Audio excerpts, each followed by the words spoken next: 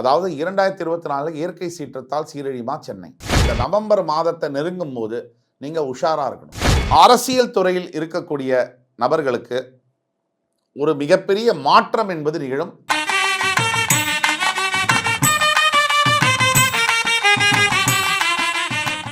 வணக்கம். எல்லா அன்பு உள்ளங்களையும் எனது நண்பர்களையும் வருக வருக என வரவேற்பதில் பெருமகிழ்ச்சி கொள்கிறேன்.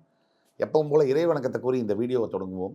வக்கரதுண்ட மகாகாய சூரிய கோடி சமப்பிரபக அவிக்னம் குருமை தேவ சர்வகாரியேஷு சர்வதா. தென்னாட்டுடைய சிவனே போற்றி, என் நாட்டவர்க்கும் இறைவா போற்றி. நண்பர்களே, இந்த புத்தம்புது வீடியோவில் உங்களை எல்லோரையும் ஆங்கில புத்தாண்டு தொடங்கக்கூடிய 2024 தொடங்கக்கூடிய இந்த நேரத்தில் உங்கள் அனைவரையும் சந்திப்பதில் மிக்க மகிழ்ச்சி கொள்கிறேன். இன்னைக்கு நம்ம பார்க்க போகிற தலைப்பு ரொம்ப முக்கியமான தலைப்பு. 2024 இயற்கை சீற்றத்தால் சீரழியுமா சென்னை? இது முக்கிய கேள்வி. சமீப காலத்தில் இந்த டிசம்பர் மாதத்தில் முதல் வாரம் வந்த புயல் காரணமாக சென்னையில் எத்தனை வெள்ளம் வந்ததுன்னு எல்லாருக்குமே தெரியும். எத்தனை அளவுக்கு மக்கள் பாதிக்கப்பட்டாங்க. இதுவரை இல்லாத அளவிற்கு, வரலாறு காலாத அளவிற்கு தண்ணீர் வந்து எல்லோர் வீடுகளிலும் புகுந்தது. நிறைய பேர் தன்னுடைய உடைமைகளை இழந்து, சர்டிஃபிகேட்ஸை இழந்து, பல முக்கியமான வாழ்க்கையே தொலைச்சவங்கெல்லாம் கூட சைலண்ட்டாக நடந்திருக்குது. ரொம்ப சத்தம் இல்லாமல் நடந்திருக்கு, யுத்தம் இல்லாமல் நடந்திருக்கு. அப்படிப்பட்ட இயற்கை சீற்றங்கள் அதனால் என்ன பாதிப்புகள் வரும் அப்படிங்கிறது முன்கூட்டியே கொஞ்சம் தெரிஞ்சு முடியும். அப்படின்னா பல இன்னல்களை முடிஞ்ச வரைக்கும் தவிர்க்க முடியும். அந்த ஒரு முயற்சியின் காரணமாக இந்த வீடியோவை வந்து நம்ம சமர்ப்பிக்கிறோம். அதாவது 2024 இயற்கை சீற்றத்தால் சீரழியுமா சென்னை? 2024 கண்டிப்பாக பல இயற்கை சீற்றங்கள் வருவதற்கான வாய்ப்புகள் உண்டு. இன்னைக்கு இருக்கக்கூடிய கிரக சூழ்நிலைகள் அண்டு வரக்கூடிய ஆங்கில புத்தாண்டில் முக்கியமாக 2 விஷயம் நடக்கும். ஒன்று குரு பயிற்சியானது, மற்றொன்று சனி பகவானுடைய வக்ர கதி பெற்று நிவர்த்தியாவது. இந்த சனி பகவான் தற்பொழுது கும்பராசியில் பிரவேசித்திருக்கிறார். அவர் வந்து ஜூன் முதல் நவம்பர் மாதம் வரை வக்ரகதி பெற்று, நவம்பர் மாதம் மறுபடி நேர்கதி பெற்று அதே கும்பராசியிலே இருப்பார். அதே மாதிரி குரு பயிற்சி என்பது ஏப்ரல் 30 என்று நிகழவிருக்கிறது. மே 1 அந்த மாதிரி நிகழவிருக்கிறது. அந்த குரு பயிற்சியானது இந்த 2 முக்கிய நிகழ்வுகளை கணக்கில் எடுத்துக்கணும். இதை தவிர மற்ற கிரகங்களுடைய ஓட்டங்கள் இந்த கிரகங்களோடு எப்படி சேருது, மீனராசியில் இருக்கக்கூடிய ராகு, கன்னிராசியில் இருக்கக்கூடிய கேது, இது ரெண்டும். குரு பகவான் மேஷத்திலிருந்து ரிஷபத்திற்கு பெயரப் போகிறார். மீனராசியில் ராகு, கன்னிராசியில் கேது மற்றும் சனி பகவான் கும்பத்தில் இருக்கிறார். 4 கிரகங்கள் ஸ்திரமான இடத்துல இருக்கு. மிச்சம் உள்ள 5 கிரகங்கள் சுற்றி கொண்டே இருக்கும். அது குஜாதிபர்கள்னு நம்ம சொல்கிறோம். பல கிரகங்கள் வந்து சுற்றி கொண்டே இருக்கக்கூடிய கிரகங்கள். சில கிரகங்கள் நிரந்தரமாக இருக்கக்கூடிய கிரகங்கள். சனி பகவான் போன்று, குரு பகவான் போன்று ஒரு ஆண்டுக்கு மேலே இருக்கக்கூடிய கிரகங்கள் சனி பகவான் ஒரே ராசியில் இருப்பார். அப்போ இயற்கை சீற்றத்தால் என்னென்ன சீற்றங்கள் சென்னைக்கு வரக்கூடிய வாய்ப்புகள் இருக்குது? சென்னை வாசிகள் கடந்த சில ஆண்டுகளாகவே நிறைய இயற்கை சீற்றத்தால் பாதிக்கப்பட்டிருக்காங்க. ஆனால் இது ஒன்றும் புதுசு இல்லை. நீங்கள் வரலாறை புரட்டி பார்த்தீங்கன்னா பல நிகழ்வுகள் இந்த மாதிரி இயற்கை சீற்றத்தால் சென்னையில் அழிவுகள் வந்திருக்கு, பெருமளவில் வந்திருக்கு.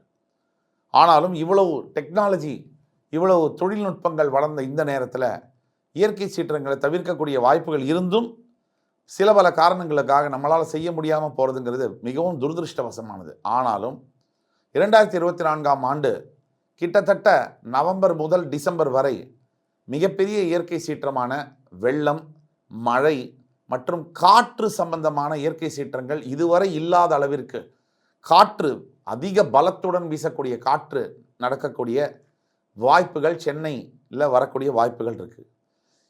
இதுக்கு முன்னாடி இருந்த வெள்ளங்கள் இதுக்கு எல்லாத்தையும் தோற்கடிக்கிற அளவுக்கு இந்த ஆண்டு 2024 மிகப்பெரிய அளவில் வெள்ளம் வரக்கூடிய வாய்ப்புகள் முக்கியமாக தென் மாவட்டங்களில், நாகர்கோவில், திருநெல்வேலி போன்ற மாவட்டங்களில் அதிகமான இயற்கை சீற்றங்கள், அதிகமான பாதிப்புகள் வரக்கூடிய வாய்ப்புகள் அதிகமாக இருக்குது. எப்போவுமே இயற்கை சீற்றத்துக்கு காரணம் என்ன? அதாவது நீர், அதை குறிக்கக்கூடிய இயற்கை சீற்றத்தை குறிக்கக்கூடிய பஞ்சபூதங்களில் நீர், மழை நீரை குறிக்கக்கூடியது சந்திர பகவான். அது மட்டுமல்ல, அழிவுகளை குறிக்கக்கூடியது சனி பகவான். ஒரு பேரழிவை குறிக்கக்கூடியது ராகு, சனி பகவான். இந்த ராகு பகவான் மீன ராசியில் தற்சமயம் இருக்கார். சனி பகவான் அவருக்கு 12ஆம் இடம் என்று சொல்லக்கூடிய விரயஸ்தானத்தில் இருக்கார். ஆனால் ராகு பகவான் சனிக்கு அடுத்த இடத்துல இருக்கார். காலபுருஷனுக்கு 6ஆம் வீட்டில் கேதுவும் 12ஆம் வீட்டில் ராகுவும் இருக்கிறார்கள். இது பெருமளவு இந்திய துணைக்கண்டத்தில் பார்த்தீங்கன்னாக்க நிறைய பேர் இங்கிருந்து குடிபெயர்ந்து வெளிநாடுகளுக்கு சென்று படிப்பு, கல்வி, திருமணம், வேலை வாய்ப்பு போன்ற நிகழ்ச்சிகளில் பல துறைகளில் சிறந்து விளங்குவதற்கான வாய்ப்பும் 2024ஆம் ஆண்டு உண்டு.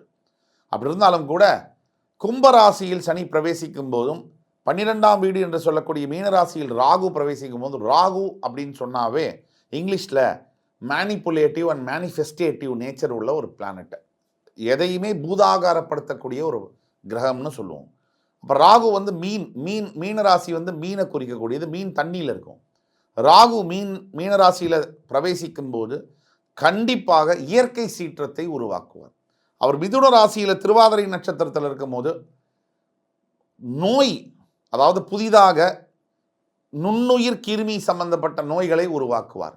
அதே மாதிரி மீனராசியில் இருக்கும்போது மிகப்பெரிய அளவில் இயற்கை சீற்றங்களை அவர் உருவாக்கக்கூடிய வாய்ப்புகள் அதிகமாக உண்டு. அந்த அளவில் வரக்கூடிய ஆண்டு, அதாவது 2024ஆம் ஆண்டு, இந்த ஆண்டு ஆங்கில புத்தாண்டு, இந்த ஆங்கில ஆண்டில் நவம்பர் முதல் டிசம்பர் மாதம் வரை அந்த கிரக சூழ்நிலைகள்லாம் நீங்கள் பார்த்தீங்கன்னா, ராகு இருக்கிற இடத்துலேருந்து 3ஆம் இடத்தில் குரு பகவான் இருக்கிறார். ஆனால் ரிஷபத்தில் குரு வராரு, அதாவது காலபுருஷனுக்கு 2ஆம் வீடு. வரக்கூடிய ஆண்டு இயற்கை சீற்றங்கள் மிக அதிக அளவில் வந்தே தீரும். அதை மக்கள் தான், நம்ம தான் வந்து நம்மளை காப்பாற்றிக்கணும். ப்ரோஆக்டிவாக முன்கூட்டியே வருமுன் காப்போம் அப்படிங்கிற அளவில் கொஞ்சம் ஜாக்கிரதையாக இருக்கணும். ஆனால் 6ஆம் இடத்தில் இருக்கக்கூடிய கேதுவினால பெருமளவில் இந்த இயற்கை சீற்றம் முடிந்த பிறகு அதனால் வியாதிகள் வரக்கூடிய வாய்ப்புகளும் அதிகம் இருக்குது. ஆக மக்கள் வந்து ஜாக்கிரதையாக இருக்கணும். இந்த நவம்பர் டிசம்பர் மாதங்கள் 2024ஆம் ஆண்டு ரொம்ப ஜாக்கிரதையாக இருக்கணும். அதே மாதிரி குரு பகவான் தன்னுடைய வீடு தனுசு ராசிக்கு 6ஆம் இடத்தில் மறைய போகிறார் ஏப்ரலுக்கு அப்புறமா. ஏப்ரலுக்கு அப்புறம் அவர் தன்னுடைய வீட்டுக்கே 6ஆம் இடமான குரு ரிஷபராசியில் வந்து மறையும் போது நிறைய பேருக்கு கடன், பொருளாதார சிக்கல்கள் உருவாகவும் வாய்ப்பு இருக்குது. ஆனால் இயற்கை சீற்றங்களால் வரக்கூடிய பொருளாதார சிக்கல்கள் அதிகமாக இருக்கும். இயற்கை சீற்றங்களால் வரக்கூடிய வியாதி வகைகள் அதிகமாக இருக்கக்கூடிய வாய்ப்புகள் இருக்குது. நல்ல வகையில் எடுத்தோம்னா 2024ஆம் ஆண்டு பல தொழில் முன்னேற்றங்கள், பொருளாதார முன்னேற்றங்கள். ஆனால் ஒரு நல்ல விஷயம் என்னென்னா, 2023ஆம் வருஷம் வந்த புயலில் இருந்த பாதிப்பை விட இந்த 2024ஆம் ஆண்டு வரக்கூடிய பாதிப்பு வந்து கம்மியாக தான் இருக்கும். சீற்றங்கள், இயற்கை பேரழிவுகள் அதிகமாக இருந்தாலும் அதனால் வரக்கூடிய பாதிப்புகள் கம்மியாக இருக்கக்கூடிய அளவில் இந்த 2024ஆம் ஆண்டு வருகிறது. பொதுமக்களை பொறுத்த வரைக்கும் நான் சொன்ன கிரக சூழ்நிலையெல்லாம் மனசில் வச்சுக்கிட்டு பொதுமக்களை பொறுத்த வரைக்கும் கூடிய மட்டும் இந்த நவம்பர் மாதத்தை நெருங்கும் போது நீங்கள் உஷாராக இருக்கணும். முக்கியமான சர்டிஃபிகேட்ஸு, டாக்குமெண்ட்ஸு, உங்களுடைய முக்கியமான விஷயங்களை பாதுகாப்பான இடங்களில் நீங்கள் வைக்கிறதுக்கு முன்னாடியே தயார்படுத்திடணும், அதை பத்திரப்படுத்திடணும். பின்னாடி வருத்தப்பட்டு பிரயோஜனம் இல்லை. ஆக என்னடா ஒரு அளவில் நெகட்டிவாக இயற்கை சீற்றங்கள் இருந்தாலும் கூட ரியல் எஸ்டேட் துறை, கட்டிடத்துறை, மருத்துவத்துறை, காவல்துறை, ஐடி துறை, இந்த மாதிரி துறைகள் மிகப்பெரிய அளவில் முன்னேற்றங்களை காணும். முக்கியமாக விவசாயத்துறை இருக்கக்கூடிய அதிகமான விவசாயிகளுக்கு மிக சிறந்த ஆண்டாக 2024ஆம் ஆண்டு இருக்கும்.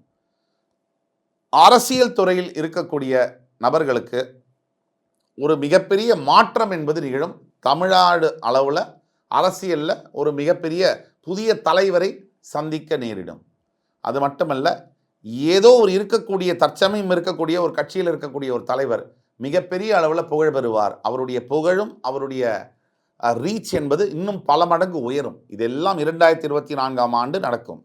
ஆக என் அன்பு ரசிக பெருமக்களே, 2024ஆம் ஆண்டு இயற்கை சீற்றம் வரும் அப்படிங்கிற காரணத்தினால, இயற்கை சீற்றம் இதுவரை இல்லாத அளவுக்கு வரும் அப்படின்னாலும் பாதிப்புகள் கம்மியாக இருக்கும். சில நடவடிக்கைகள், அரசின் நடவடிக்கைகள் மூலியமாக பாதிப்புகள் கம்மியாக இருந்தாலும் கூட வருமுன் காப்போம், prevention is better then cure அப்படிங்கிற அடிப்படையில் நீங்கள் வந்து ஜாக்கிரதையாக இருக்கணும். உங்களை நீங்கள் காத்துக்கொள்ள வேண்டும். நம்மை நாம் தான் முதலில் காத்துக்கொள்ள வேண்டும் என்ற அடிப்படையிலே இந்த வீடியோவை கண்டுகளித்த அத்தனை பேருக்கும் என்னுடைய மனமார்ந்த நன்றிகள். அது மட்டும் இல்லாமல் இந்த வீடியோ பிடிச்சிருந்துன்னு சொன்னால் ஃப்ரெண்ட்ஸ், ஃபேமிலிஸ் அண்ட் ரிலேட்டிவ்ஸ்க்கு ஃபார்வர்ட் பண்ணுங்கள். லைக் பண்ணி, கமெண்ட் பண்ணி, தயவுசெய்து சப்ஸ்கிரைப் பண்ணுங்கள். அடுத்து வரும் காணொலியில் மறுபடியும் உங்களை எல்லோரையும் சந்திக்கும் வரை உங்களிடமிருந்து விடைபெறுவது உங்கள் சுபாஷ் பாலகிருஷ்ணன். வணக்கம், நன்றி, வாழ்க வளமுடன்.